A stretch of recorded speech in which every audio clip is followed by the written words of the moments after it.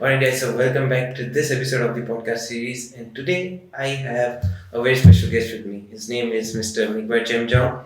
He is the grandson of Mr. Iman Singh Chemjong and the son of ex-DIG Hang Singh Chemjong. And his nephews are fighting in the 1FC, Keanu and Gianni Supa. Yep.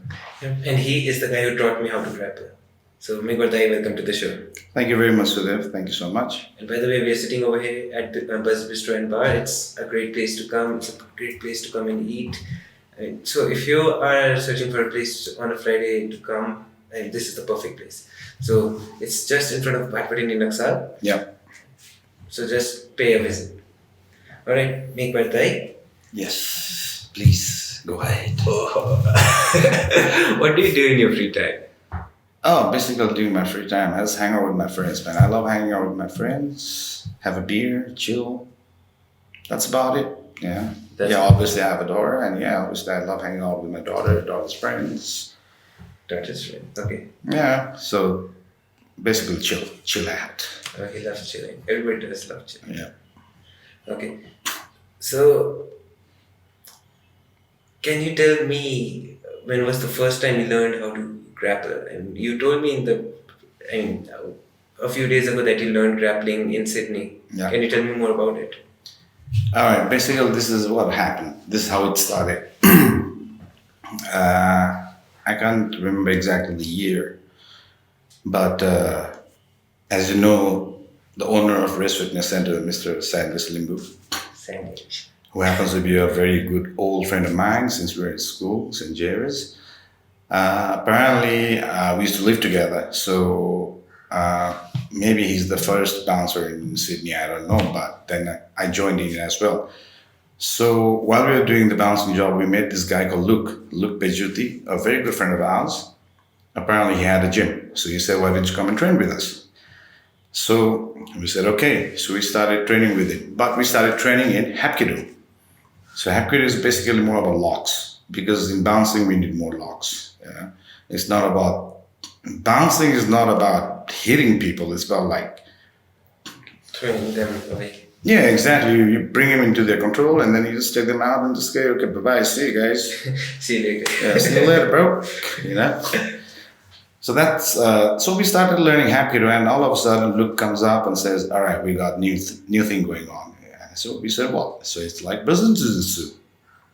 We said, "What? Brazilian Jiu-Jitsu?" So what is it? It's grappling. Mm-hmm. That is how we got into grappling. So when we first started grappling in Luke's gym, his gym was named as, and still is known as, Lion's Den. Mm-hmm. There were only Luke, Sanders, and myself. I think we are the first three students of grappling in his academy.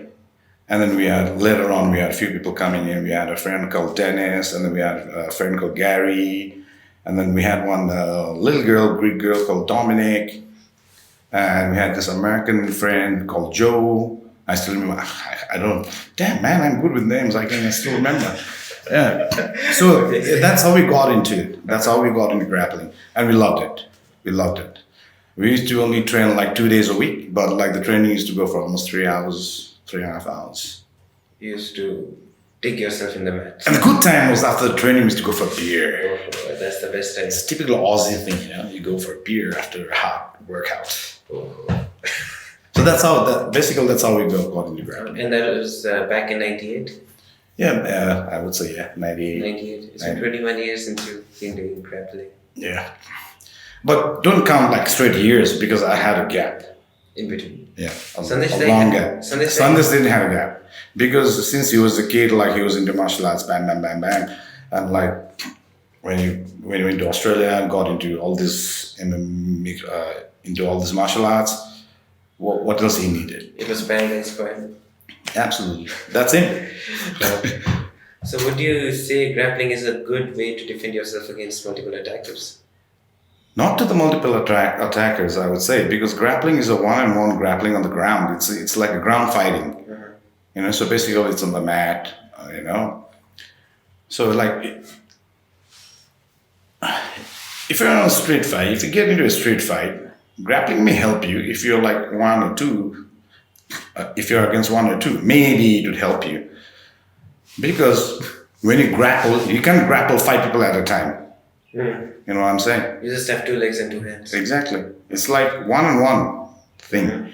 So basically, grappling, I would say, for multiple attackers, may help, may not help. It depends. I mean, It depends on how good you are. it's not only how good you are. It's like, let's say, for example, I got into a fight with the five people, right?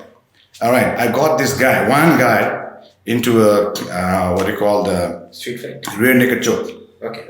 So I'm getting this guy on the rear naked choke, but there are 4 guys still. Maybe. So what do you expect me to do? They'll hit you or they'll do Definitely, something. Yeah. right?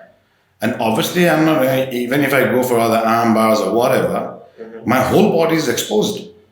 If I go for the arm bar, Yes, that's true. right? If I go for a rear naked choke, I can at least defend my head and just bring it low. But arm bar, I'm like all the way up here. But, So if you are going for the kill, then it's a good way, isn't it? If I'm going for the what? Kill. Kill? Yeah. Damn, man. I'm a lover, not a fighter. Oh. Alright? No. It's not a kill. Even though you go for a kill, but I'm saying when you're attacked by multiple people, like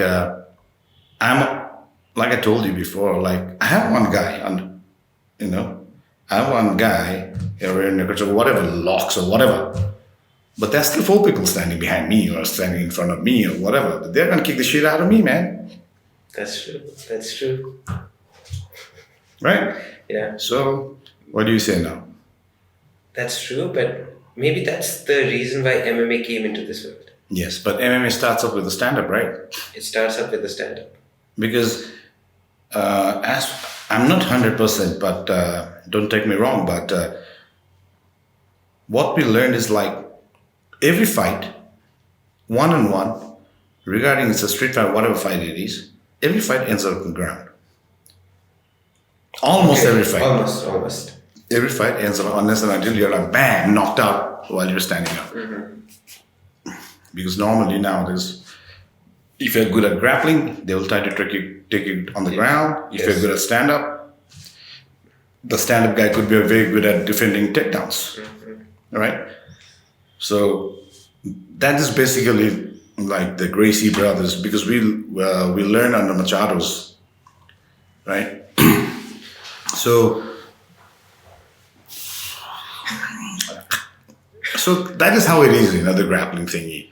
It's one-on-one is better. I wouldn't go for like a multiple. For multiple attack, I'd rather run. Save myself. Hey. That's nice. And people learn martial arts for self-defense, right? Yeah, but there are various kinds of martial arts, right? No, I'm not talking about grappling. I'm just generalizing. Yeah, definitely, yeah. People learn martial arts for self-defense. So, what would be the best amount of time that you would recommend a person to, train so that he could defend himself or she could defend herself? Time? There's no such thing as time. There's no such thing as time, but then because when you're interested in something, time doesn't matter. You can go up early in the morning, you can go in the afternoon, you can go in the evening, you can go at night. No, I mean, should they train for months, years before they? Because I've seen this one misconception amongst people that whenever they think of martial arts and self-defense, they just think of a couple of classes. No, that's wrong. Yeah, because whatever you learn, regardless of only martial arts, whatever you learn, learning process never ends. Learning process never ends. And you can take Sanders and me, for example. We are still learning. We teach you guys, but we're still learning. We teach and learn at the same time. Teach and learn at the same time. So learning never ends. Yes. So people who think, I'm going to go for a 1 month self-defense class and I'm going to end up, I'm going to be a hero, I can defend. That's all bullshit, man. I don't believe in all those scraps. Maybe if he's or her opponent is weaker than him or her, then maybe... Or maybe smaller and weaker. Yeah. Yeah. That's true. So, do you have a crazy or a funny experience when you were a bouncer? You have given protection to many bands and many clients. Yeah. So, is there a funny incident when? I wouldn't say funny or crazy, but it was kind of fun as well at the same time because when we used to work as a bouncers, especially because we used to work for the concert venues.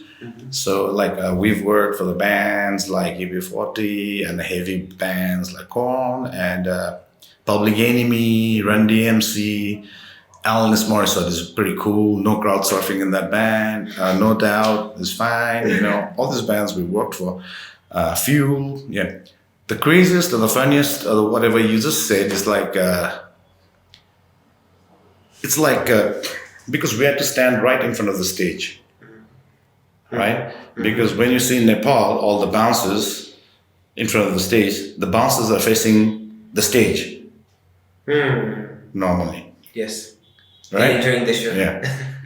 But we never face the stage. Face the other direction. We face the crowd. Oh. So it's the other way around because lots of crowd surfing happens overseas.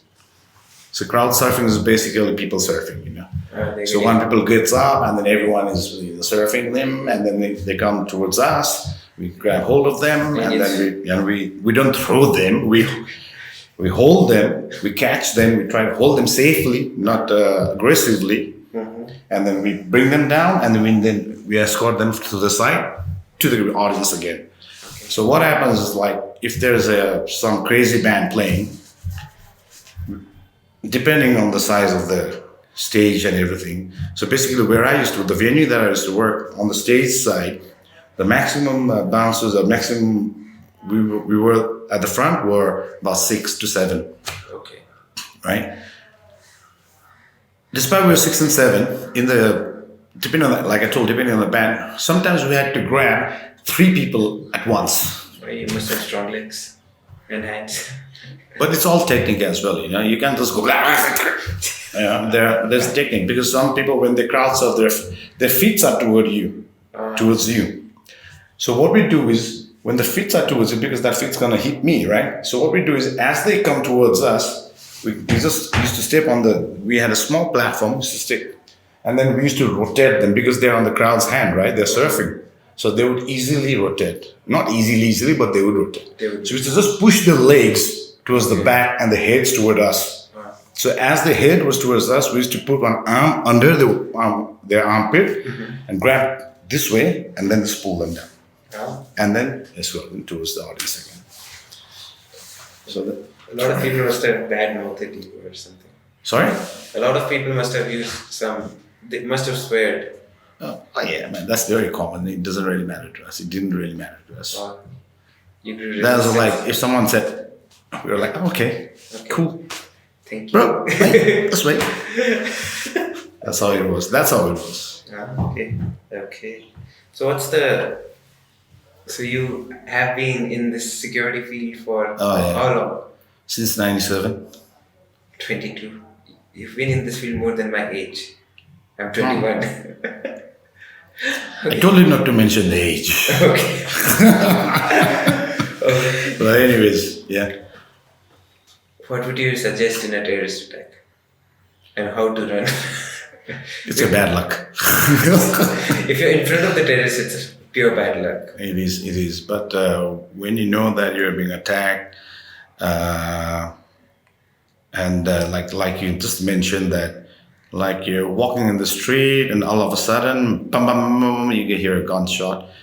There's nothing else you can do than to run, get low and run. That's all you can do.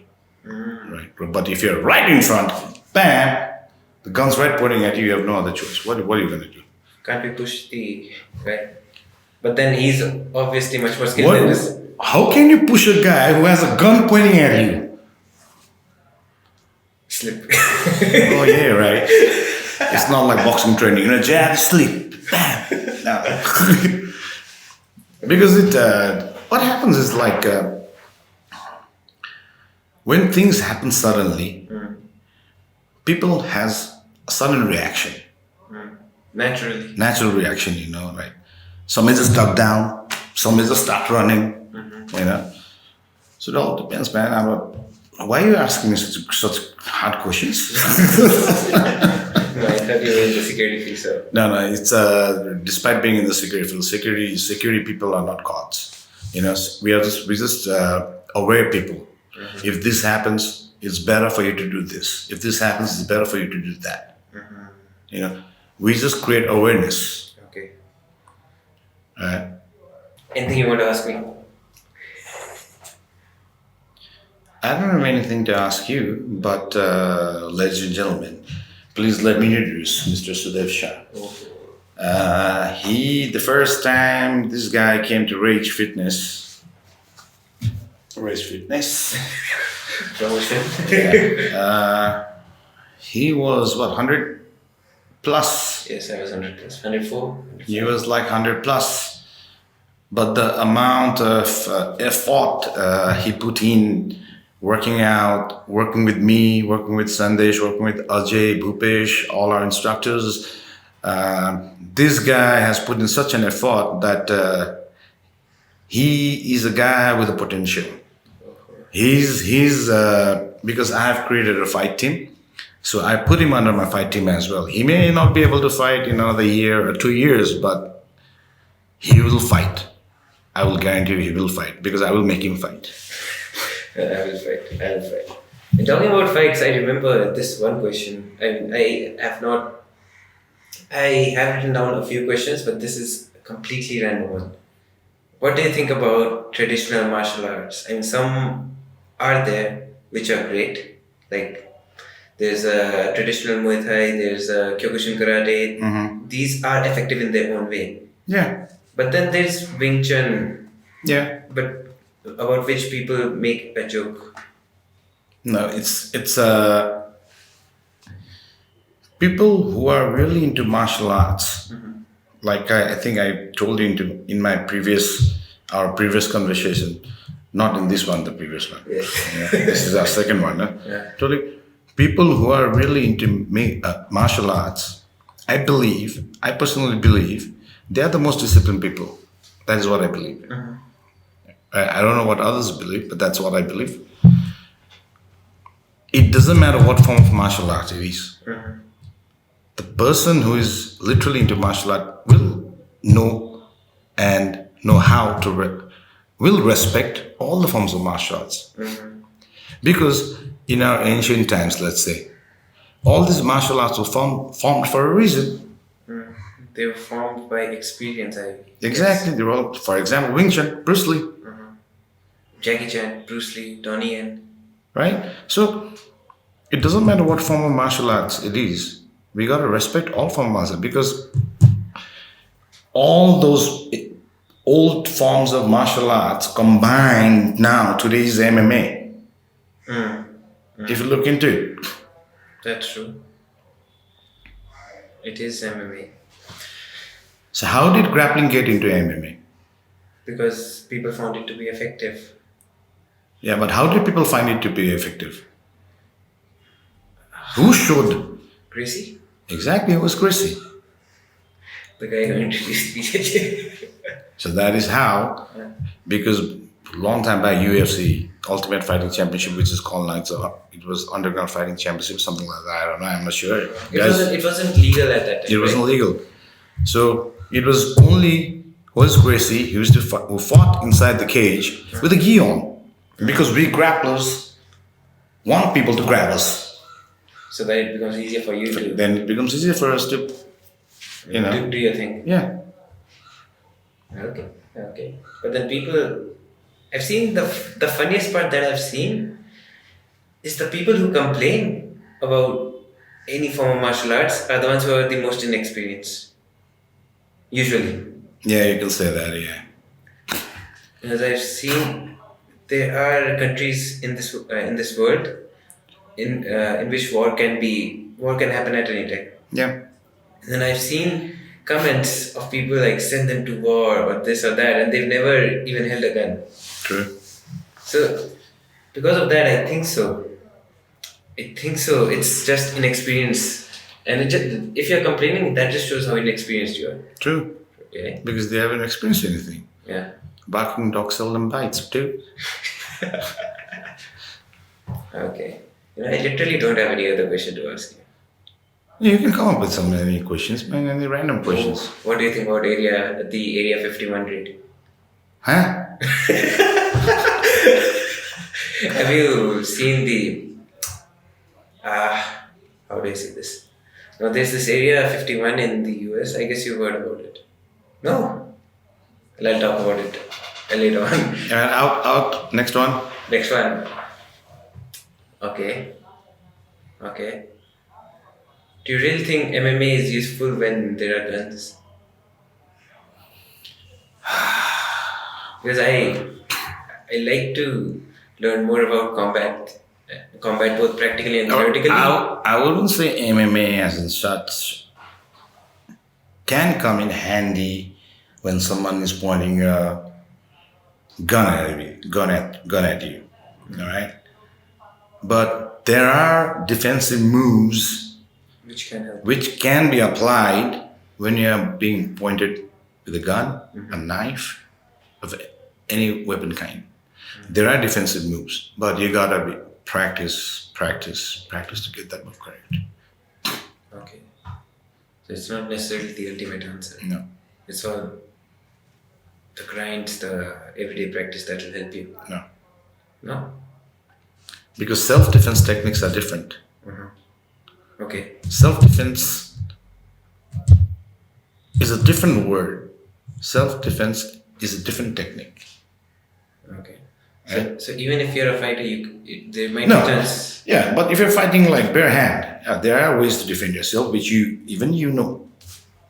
But you don't know. If someone attacks you with a knife, you don't know how to defend. Right? Maybe if someone tries to stab you this way, maybe you have that defensive move by blocking, right? Or just by moving back, which we always tell you. Step into attack and move back straight away, right? Range, like Sam was telling you. Right? Even guns, if the gun is pointed at you, and there are certain times that you just go bang, but you got to move very swiftly. You got to be very quick. That is why I'm telling you need lots of practice for this. It's not like other stuff. I mean, there are moves. It's a self-defense moves. I mean, even if you go into YouTube and everything, you see different self-defense seminars and everything. Where you hit the pressure points. You just go bam. You just hit the pressure points. Bam, pressure points, And you win. and you're done. But like I told you, but you gotta be. Very good. You gotta with practice a lot for that. that. Okay. So I guess we should end it here. All right. Yeah. Yeah. Alright, guys. So this is it for this episode of my podcast series. This is Mr. Meghbar Chemjong. Follow him down below. I've kept his social media handles down below. Instagram. You've got Facebook as well. Yeah. Any other social media? No, I think I've registered for Twitter, but no, I don't tweet. In Nepal, not many people tweet. Yeah, tweeting is not that popular in Nepal, so I think it's basically Instagram, Facebook. Yeah. So you can. I don't know if you guys want to follow me for what, I don't know. But So come to Rage Fitness as well. He will be over yes, Rage Fitness, and that is what we teach. Nice. Most of it's blurred out because it's. Okay. So, anyways, follow me if you like this video, share it as well, and I will see you soon in the next one. Goodbye. Thank you.